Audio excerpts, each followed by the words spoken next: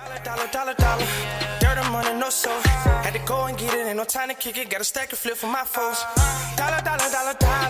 Please tell me you can hear me. Don't turn your back and don't neglect me. Just let me know if you need me. Dollar. Let me watch out for my partners. Keep my money long, get my team strong. Let me run away from my problems. Yo, what's good, original crew, man? We're back. We got the boy Patrick CC in the place to be, and that's with Kid and C. Like how I ride? No. Yeah, you do all the time. Oh, we're back, man. We got Pawn Stars. Remember when you have to slow down when you said it's the fakest show on TV. Here's the evidence. I think we all know. Yeah. I think it was more about the entertainment. I think it also about because it was on the History Channel too, right? I think it's more about understanding, maybe for some people, understanding the value of certain things. Mm-hmm. Did you ever look at it as like very realistic? No, because it was just so dramatic and over the top. So I knew it was kind of. And it's a pawn shop. How can a pawn shop?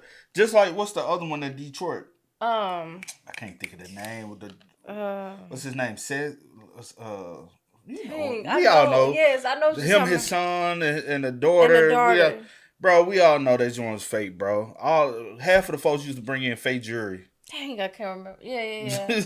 Hey, make sure y'all check out the links in the description box. Down below. You already know where to go if you want to first support. You got to do it. Check out down below. Also, if you enjoyed today's video. Like it with a thumbs up. I'm really thinking. Yeah, that one gonna trip you up. Mm-hmm. Let's go. Let's check it out. Let's see. Oh, my favorite one though was the dude who used to fix up the cars. You know what I'm talking about? I know which one you're talking about. You know the name of that one too, because you said. Oh no, I don't. I won't be. You saying said it before. You said it before. But yeah. I ain't say it all the time. And the restoration. I ain't talking about the ones who go and travel the duo. Yeah. But the dude who used to always fix up like the Coke machines. Mm-hmm. I used to like him. Yeah. But yeah, I used to watch History Channel all the time. I watched all these. Pawn Stars is the fakest reality show in history, yet somehow they tricked millions of Americans into watching 700 episodes over the past 15 years. Fake customers, fake conversations, a fake store, fake items, shady experts with suspicious backgrounds to verify the value of those items, even the image of the Harrisons being a humble heart. R.I.P. He died, didn't he? You better make sure, because you sure be putting people on the ground. No, ground. I swear I feel it. I think he did. I think I did hear that, though. I think he did. Yeah. I'm about to say, for sure. I'm like, just double check, because you do be putting people on the ground.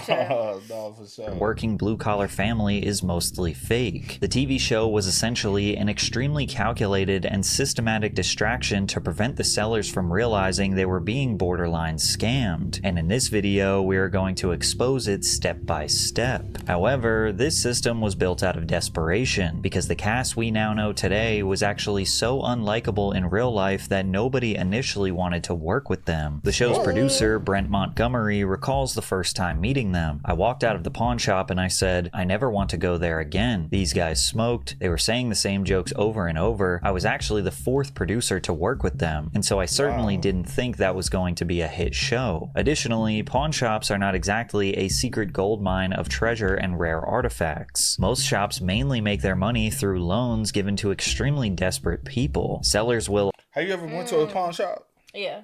Oh, you have? Mm-hmm. Oh, I know. You know, yeah. I forgot. But is that the only time you've been? Probably. By myself, yeah. Yeah. Oh, you went there by yourself for that? Well, my sister took me. At that time, my sister had taken me. How much you get? It don't matter. A couple $100. I'll tell you later. Nah, tell me now. I'll tell you later. Just say I really don't even remember. It was so long ago. Shut up. But I'll tell you later. Shops mainly make their money through loans given to extremely desperate people. Sellers will offer the pawn shop their lawnmowers, blenders, TVs, firearms, anything with a little bit of value. Then the shop gives them 25 to 60% of the item's resale value in cash, and the seller only has 30 or 60 days to buy the item back with interest. The average pawn shop loan value is $75 to $100, meaning these people are likely next to broke, struggling to keep a roof over their head, or withdrawn withdrawing from hard drugs. Rick Harrison, the main character and owner of Gold and Silver Pawn in Las Vegas, said, "I think it's 20% of the adult population in the United States that does not have a bank account, and most of them can't get one. They don't have." That's sad. That's sad. If that's true, but I will say, speaking from experience, I can see how that is true though. Speaking of experience of people back home, a lot of people back home, and then even if they do have a banking account, they typically don't utilize the banking account the correct way. You know what I'm saying? They don't use it in the way it should be used.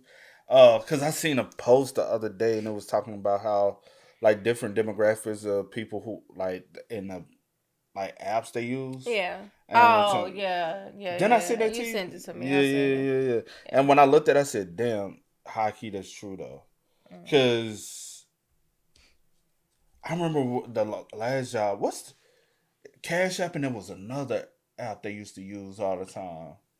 And it was like another green. They used to have a card with it. And it wasn't Cash App, it was another app. And people like, y'all don't take it's a banking account. I think it was Chime. Oh, Chime. Is it Chime? Yeah, and we were like, nah, we don't use that because it wasn't considered like a legitimate banking account. And so people used to get mad. And I'm like, if y'all can get that, y'all can utilize those and utilize it like a debit account. Why won't y'all just use, you know what I'm saying, everything, like actually go get a real debit banking account? You know what I'm saying? Yeah. Of credit cards, they don't have anything like that for when some small emergency pops up. A lot of people don't realize that up until the 1950s, pawn shops were the #1 form of customer credit in the United States. So it's safe to say that's also true. A lot of people don't use credit card the correct way. I think we use credit card the correct way though. What you think? Yeah. Like, cause I'll say this, I don't touch cash. I don't do anything with cash. I only do credit, but I never get charged interest on my credit cards. Never. And it's a certain way to really boost your credit up. If you do the credit card game. Also, I just try not to have a bunch of credit cards. Also, another thing I like to tell family and friends, if they really want to listen, is never, especially people who are trying to get back financially correct. I want to tell them to do what I do because then I know they'll get them even more debt. I try to tell them, hey, if you don't have the cash right now for something, there's no point of using a credit card for it. And those are people who have horrible money management skills. They be like, I'll just put it on my credit card. I'll be like, do you got the cash for it? They be like, nah, that's why I'm using a credit card. Well, what you putting on credit for? Because you can't afford it. Exactly. So let it and I think financial illiteracy is one of the biggest things in America that's going on right now. And it keeps getting passed on from generation to generation until someone has to finally say, hey, let me get a little bit of financial literacy in my life. Yeah. And then and hopefully you can pass it down and each generation keeps getting better with it, you know? Were the #1 form of customer credit in the United States. So it's safe to say a show about struggling Americans giving away their possessions for $100 out of desperation isn't exactly the most entertaining idea, which is why their pilot episode was shot down by every major network. Can you give me 2? No. 150. No. What? I can do 120. It's the best I can do. I'll pawn it for that. One time, a guy bought a bunch of stuff at Walmart on his credit card. He brought it in here. His grandmother was in the hospital, and she didn't have insurance. I pawned him for him, and then he went out and he stayed up all night. He won $50,000 and came back, got the TVs back, took them back to Walmart. So if the pawn shop employees were unlikable and the day-to-day business of pawn shops is low-key depressing, the show is dead in the water, right? Well, Rick Harrison was not willing to give up on the idea of him getting his own TV show. You know, I have a pawn shop on the Strip. You know what I mean? Like, I was always like a media because that was like free advertising. So I'd always I put my it was the only 24-hour pawn shop on the Strip in Las Vegas. And so I mean, so before you know it, I'm getting Super Bowl rings, things like that. So I used to put my Super Bowl rings on eBay like a week before the Super Bowl. Like so then a bunch of reporters, radio stations and things like that would call me, and it was always free press, and it was always good for business. So like 20 years ago, I'm thinking like, hey, If I get one of these reality shows, get a season or two,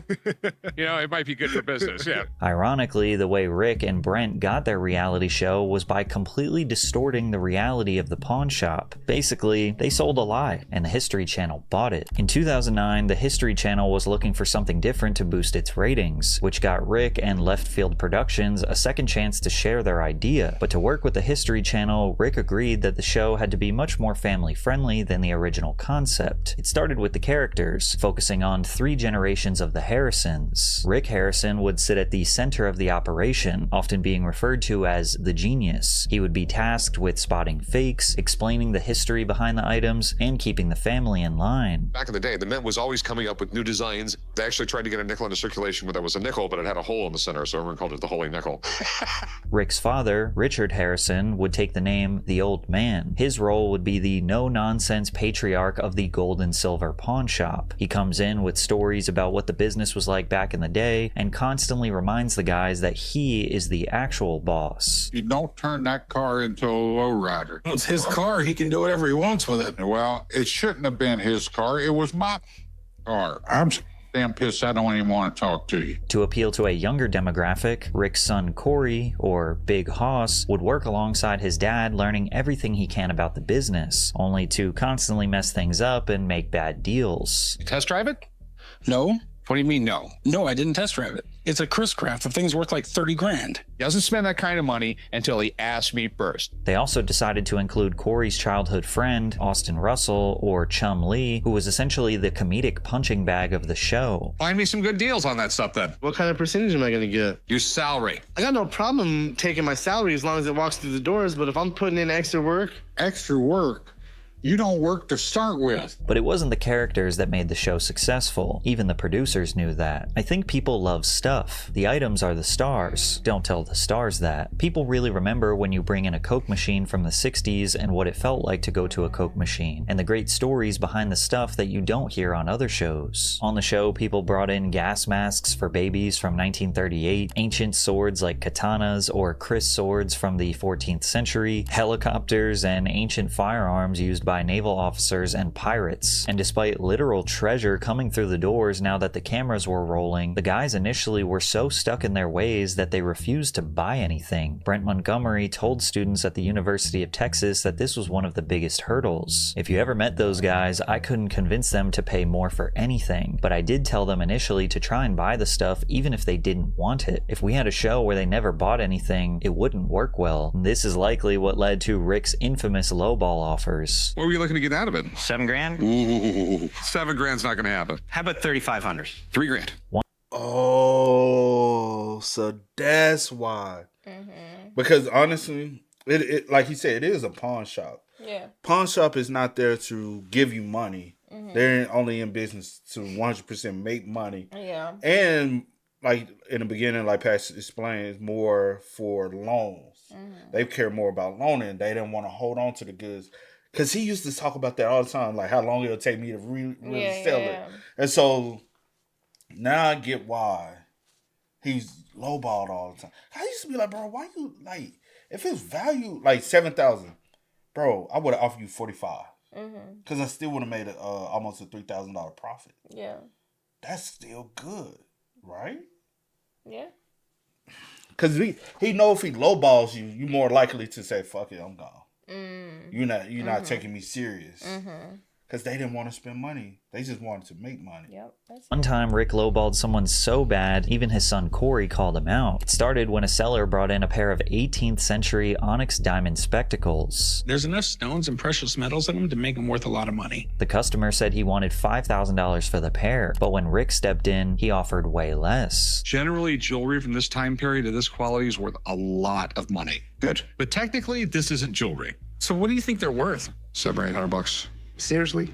Yeah. The seller 7 or 800 what's the real price? Right. then adjusted his price per Rick's recommendation from $5,000 to $850, and even Corey knew they borderline ripped this guy off. I feel a lot better about these now that my dad looked him over, but I think he might have lowballed a little bit. And it's because of deals like this that Rick became a massive meme online. However, it was clear that Pawn Stars had found gold. Their season 2 premiere drew 7 million total viewers, which drove the History Channel to become the #1 #1 cable network for the night in total viewers, making it the highest rated telecast in the network's history. But ratings like this weren't the result of dumb luck. They came from a calculated design. And once you look past the dumb jokes, the humble family business facade, you start to see something else. A very controlled, very repeatable formula designed to get the best deals possible from the sellers. So let's break it down. It all starts with the manufactured image of the cast, which is the Harrison family. The producers have been very open about the fact that they cast blue-collar looking people to trick honest blue-collar people into thinking these reality stars are one of them. I always say we're looking for really smart people who look really blue-collar. Those are the casts that we've had success with. It's like when they put the average-looking guy with the really hot chick in the beer commercials, so you want to buy the beer so you can be as lucky as that guy. That's who we're looking to cast in our reality shows. So now that Rick and his family look like the people their target audience can trust, now it's time to control the environment in which the transactions take place. What you see on screen is not the actual pawn shop, it's a TV set. By 2012, Gold and Silver Pawn had transformed from a small-time pawn shop into a full-on tourist trap. The general manager revealed that about 1 in 100 visitors to the Las Vegas pawn shop are actually there to sell an item. Otherwise, the staff typically shuffles tourist visitors out of the showroom when it's time to film. In response to Nevada's privacy laws and the increased traffic, the Harrisons couldn't continue to rely on their original shop. Instead, they worked with producers to make a separate showroom that was inaccessible to the general public. We got an inside look at this controlled environment when a seller secretly recorded his experience with a camera watch. Andrew Wilson uploaded a YouTube video detailing the process of him attempting to sell his vintage 1985 Rambo metal lunchbox. As he walked around, you can see the trusses above the fake shop with all the studio lights to ensure.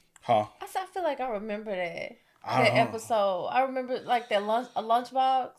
I can't remember. I have to see it, but I feel like because I watched too many episodes of Pawn Stars. Box. As he walked around, you can see the trusses above the fake shop with all the studio lights to ensure a perfectly lit set. From there, he went to an office in the backstage area where he met with a field producer who laid down some ground rules before they walked on set. Okay, so this is when the lady comes in, sits you down, and says how things are going to go, what you can and can't do. And the biggest thing she says was you can't reference the show. You can't talk about that you're on a show. It's basically you're supposed to act like it's totally normal and you're not on a show. Andrew and his father openly admitted that the only reason they wanted to sell the lunchbox was so they could be on the show. But the field producer said that they can't do that, which meant they had to lie for television. Would they actually say, hey, this is my dad's, and would they say, does he know you're selling it? Would they say something like that? I mean, I don't know. I think you'd say, why are you selling it? Like, why are you selling it? I know, you can't reference the show. When he finally walked onto the showroom floor, Andrew noticed that all the customers were just extras, pretending to be paying customers looking at all the items in the background. And listening to him interact with Corey and Chum Lee is way different than what you see in the final product. Take that. Yep, that's what they said. Hey, how's it going? Hey, how you doing? How you doing? Yeah. I have a Rambo lunchbox. Original from 1985. Rambo? That's awesome. The matching thermos. Here, I'll show it to you. It reminds me of myself. Just a real badass. Yeah, same here. So where in the world did you get this? From my dad. Do you mind to go pull this out? Oh, yeah, go ahead. He gave it to me. He was a huge Rambo fan, huge Sylvester Stallone fan. He bought it back in 85, and he's had it ever since, and he gave it to me. Okay. Definitely a sign of the times, man. I can't imagine sending my kid to school today with a lunchbox of a Vietnam vet who had severe PTSD and, killed a couple cops and... What? I'm just like... No, so that's editing. So yeah, I know. So the thing is, like I say with us, I don't edit it because I want it to be as far as raw and natural as possible, right? Mm-hmm. But most people, for entertainment purposes, will like the awkward dead silence or that like little minute pause. They would edit that out. Yeah. So, and the pause is just a natural thinking thing. You know what I'm saying? And everybody does it, but some people like, okay, for attention purposes of the viewer, let's edit that out. So it might be a mere second of just, and they want to edit it out. You know what I'm saying? Just so it can be a continuous flow of conversation. I think it's very fake, me personally. But as far as television purpose, it's just to keep the viewer constantly like pulled in. Because if you heard some of the stuff, and they edit some things out, like, hey, that's just boring, you know?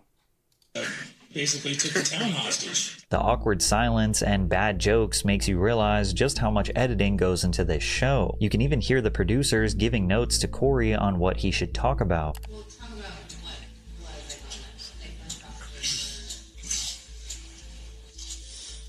Yeah, I mean, you know, back then too, lunchboxes were kind of like your expression of who you were as a kid. The awkwardness and the stiffness of the interactions is almost completely gone once you see the final edit. At one point, Steve McQueen was going to play Rambo, Paul Newman was going to play Rambo, and then out of nowhere, Stallone writes, directs, pays for, and produces Rocky.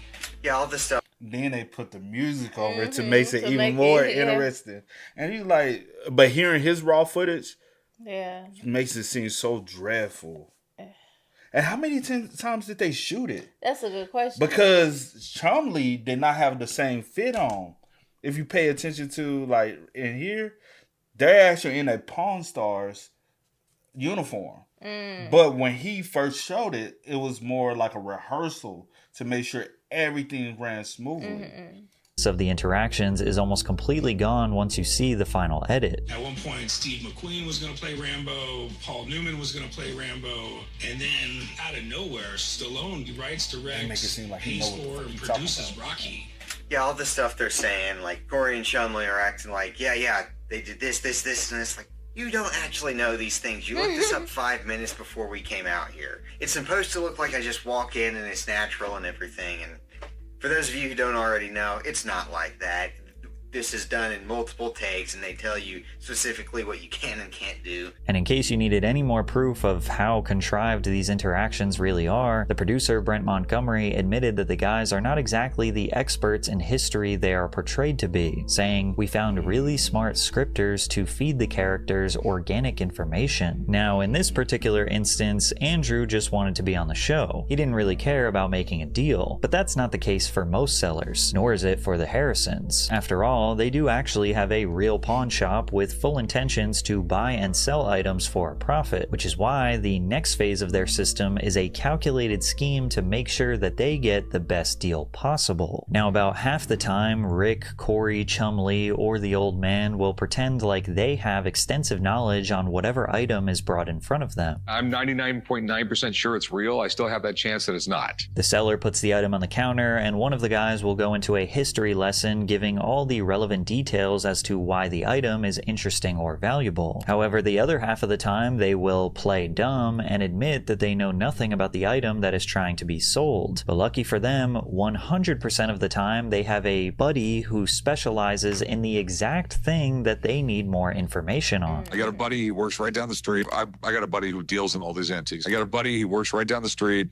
He's got a sports shop. I got a buddy of mine. I call him in a lot when I deal with expensive sports stuff. I got a buddy that's pretty good with stuff like this. Let me have him come down and kind of give me an idea of what they're worth. Let me call somebody who will know everything about this. I got a buddy who all he does is like Hollywood memorabilia. I got a buddy that works literally right across the street. And this is the perfect trap. From the seller's perspective, that expert feels neutral. He looks authoritative. He explains the item's history, verifies if it's real, maybe even compliments it. But when they give the appraisal, they typically say something like, "At auction, this might go for," followed by almost always a price that is far less than what the seller wanted. And now that the expert established the price, the seller now looks crazy for asking anything equal to or more than what they said. But even if the sellers remain firm in their initial asking price, Rick and the gang start talking about the risk, the overhead, paying employees, storage, the fact that it might sit on a shelf for months. Now the seller isn't negotiating based on what they think their item is worth, but rather they're negotiating based off if the buyer can make a profit or not. I have to make money on this thing. I might get $4,000 out of it, but that's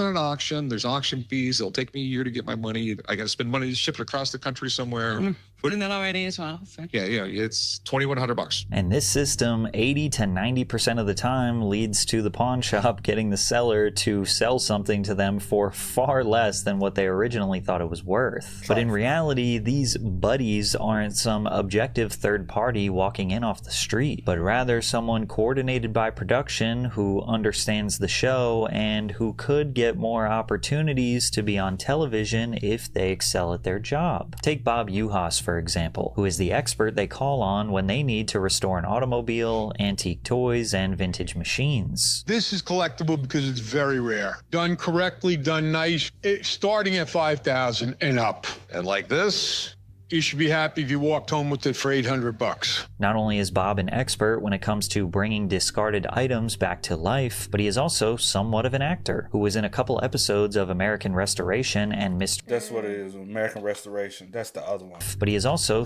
this dude, because he always restoring like old antique stuff, and I used to be like, man, that's dope. But now I'm looking at it at my age now, I'm like, was I really even interested in that shit? Because most of the time, how they make their money off of it is from older people wanting that nostalgic feel. Like he said, like that thought process of, oh, bro, I remember when I used to go and get a coat from this hole when I was a child.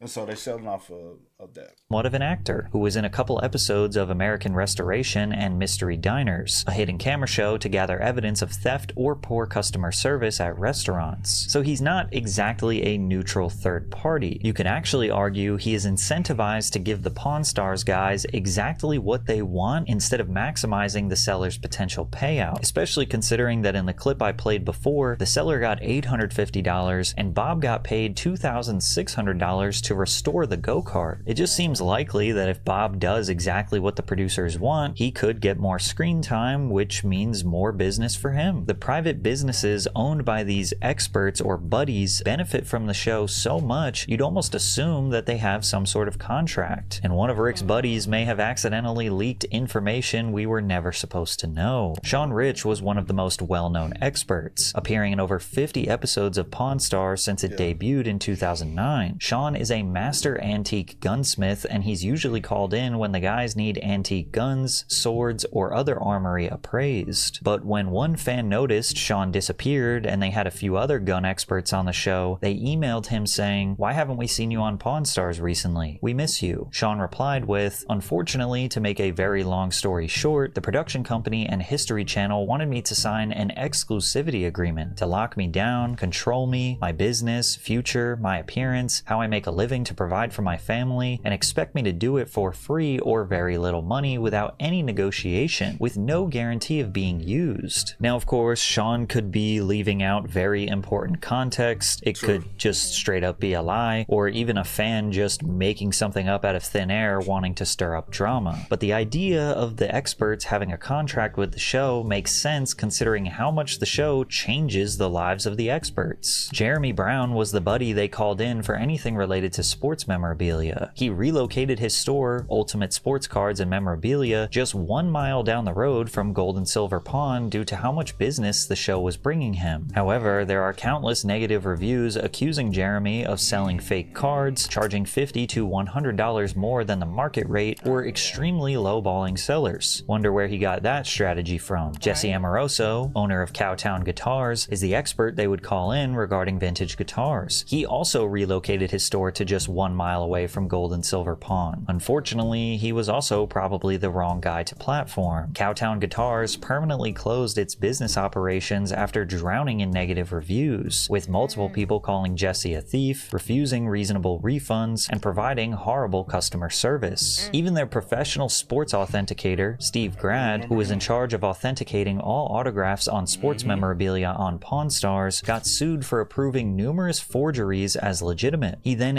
admitted in open court that he has never had any education or training from PSA with regard to how to authenticate signatures. He basically said in court that he learned everything he knows about this business from a buddy. Now, I'm not suggesting that all of the Pawn Stars experts are fraudsters. I'm not suggesting what they are doing is illegal or even deceiving, but it is highly controlled so that the house always wins. And some sellers suspect this and straight up admit that they don't believe the experts. If you wanted to buy this, I'd pay no more than $600 or $700. This one, if you want one of these, I can get you one for $1,500. No, they're worth a lot more than that. If you think you can find these on the internet for $1,500, knock yourself out, because it's not going to happen. Yeah, I'd give you $1,000 for the coin.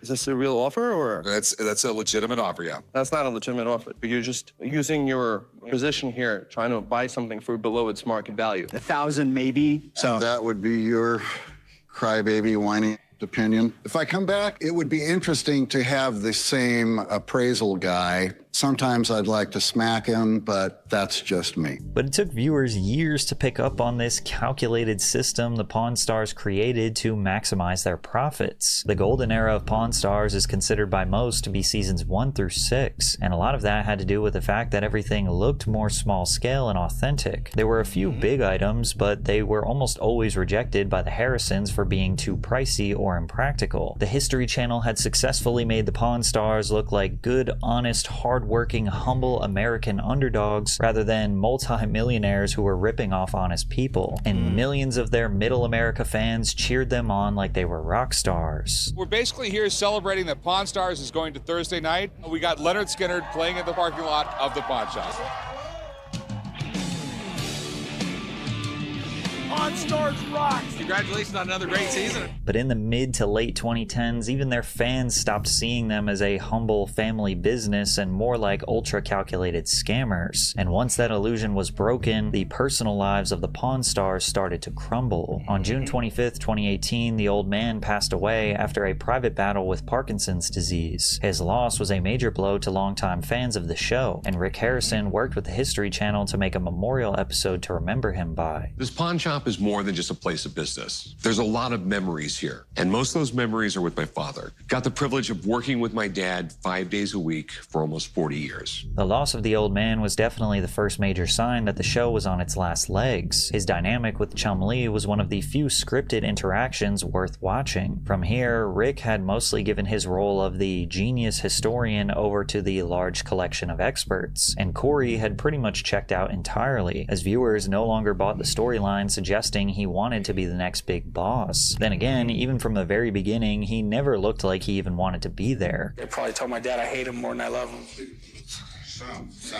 It's just stupid. It's really stupid. What about the other really bad tattoos you have? You know, the only chance I have, the only way I have to move up around here is one of them dies. It's likely that the old man, or the money they were making from the show, is the only reason the family stayed together. Because on screen, you probably would have thought that it was this wholesome, small family, but in real life was an entirely different story. Rick Harrison detailed a lot of the reality behind the scenes in his book, Licensed to Pawn. In one of the chapters, Rick revealed that both Corey and Chum Lee had battled meth addiction before being hired full-time. It also explained why the two struggled with weight throughout the series, as they used fast food as a way to avoid getting high. In fact, 2 years before the old man passed, Chum Lee was arrested in Las Vegas on felony weapon and drug charges. He was taken into custody when officers serving a search warrant in a assault investigation found methamphetamine, marijuana, and at least one unregistered gun at his southwest Las Vegas home. By some miracle and an expensive lawyer, Chum agreed to 3 years probation to avoid jail time and continued working on the show like nothing had ever happened. As for the Harrisons, life after the old man's death slowly turned into a nightmare in the press, especially in 2022. Although it had mostly been kept a secret, Rick had a long-standing feud with his mom, Joanne Harrison, who slapped him with a lawsuit which states that when she and Rick's father, Richard Harrison, started the shop, she was given 51% of the ownership. After Richard died in 2018, 2018, his shares went to Joanne. In the early 2000s, Joanne was in the hospital and allegedly unknowingly signed away her shares to Rick after waking up from a coma. Additionally, she accused Rick of hiding details of her late husband's assets and failing to provide her with monthly allowances. To make matters worse, Joanne filed a temporary restraining order against Rick to prevent him from stopping the monthly payments to her and hiding any family assets. The restraining order stated, "While Rick enjoys his comfortable life as a celebrity firmly in control of all the family businesses and finances, Joanne is left frightened and unsure of if she will have enough resources to pay for her considerable medical and personal expenses each month." And this only appeared to be the start of the Harrisons' family troubles. That same year, Corey was suspected of driving under the influence after allegedly swerving all over the road in an alleged relapse. While he would manage to walk out of jail 8 hours later, Rick's son Adam Harrison wouldn't be so lucky. Now again, if someone just watched Pawn Stars, you'd have no idea that Rick's family is much larger than it appears. In reality, the man has been married 5 different times, with the latest wife named Angie Palushkin in 2026.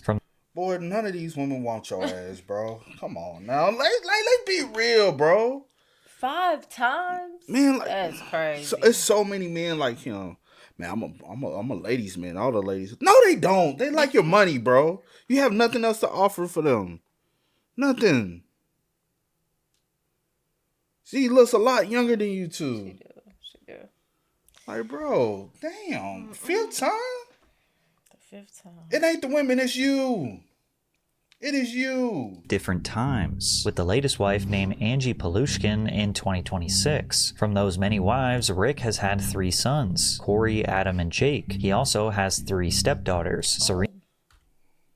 They look alike. They must got the same mom. Maybe, yeah. Maybe. 5 times. Cause he looks nothing really like them. But him, these two, most definitely look alike. The other one looks like, you know. Has had 3 sons, Corey, Adam, and Jake. He also has 3 stepdaughters, Serena, Sienna, and Marissa. And while Jake made some brief appearances on the show, most people wouldn't know that every family member has either worked or visited the pawn shop countless times. Rick's son Adam was one of the family members that worked off and on at the pawn shop, but tragically, most fans only saw his face when his own drug habit took a turn for the worse. In 2024, Adam was found dead after an accidental overdose of fentanyl. It was evident that the family drama and trauma was stacking up to a point where they just couldn't do the show anymore. And in 2025, it was finally announced that the show was not going to be renewed on the History Channel for another season. However, recently they announced a return, but this time without Corey. He said, "At this stage of the game, we're all playing a character on Pawn Stars. I can't play another season of 41-year-old me pretending to be 23. However, Rick and Chum Lee started a podcast at the Gold and Silver Pawn Shop, where Rick doesn't really seem like he wants to let go. And even though everyone now knows that Pawn Stars is one of the fakest shows on television, he still has a hard time admitting how staged it really was." I guess the answer to that question is, it's not a set, but it is kind of a set up. Yeah. Mock of the pawn shop but up it's front. all the entire show is filmed here at the pawn shop. 15 years of dominance on TV just for it all to come crashing down, destroying the legacy of the show forever, which is almost the exact same thing that happened to Impractical Jokers, as they could not prevent their private controversies from making headlines. But check out this video if you want to hear that story. You might gotta hear that story too, huh? I'm about to hear this story. Since we do be reacting. I needed to do that. Well, I'm You saying the prevented pop. me. That's what I'm saying, that pop. I felt some tension. Hey man, with that being said, y'all spam us up. It is one of the fakest shows out there though. Yeah. And I feel like we all knew that. Mhm. I do think we all kind of knew that, but hey, I ain't gonna get scammed because I ain't never went. But you know, some people kind of like overlook that just for the entertainment value of things. And that's what I did. Like even like Storage Wars. I used to love Storage Wars. I think we kind of all knew. Like what's the one old dude who just spent BS money, and I think he used to piss everybody. You don't know. You won't come up with his name. Gray hair. Yeah, Yeah, old but dude, I can't think old his Playboy name. dude. He just spending money, and we all knew. We was like, bro, you just wasting your money, bro. How you just got money like that? But y'all spam us up. Let us know y'all thoughts about it for us in the comments down below. But until next time, Y'all know how it go, man. I do go by the name DJ New Kid. This is Sierra Nicole. We are. Kid and C. Yeah. Go and get it, ain't no time to kick it. Got a stack of flip for my foes. Dollar, dollar, dollar, dollar. Please tell me you can hear me. Don't turn your back and don't neglect me. Just let me know if you need me. Dollar, dollar, dollar, dollar. Let me watch out for my pocket.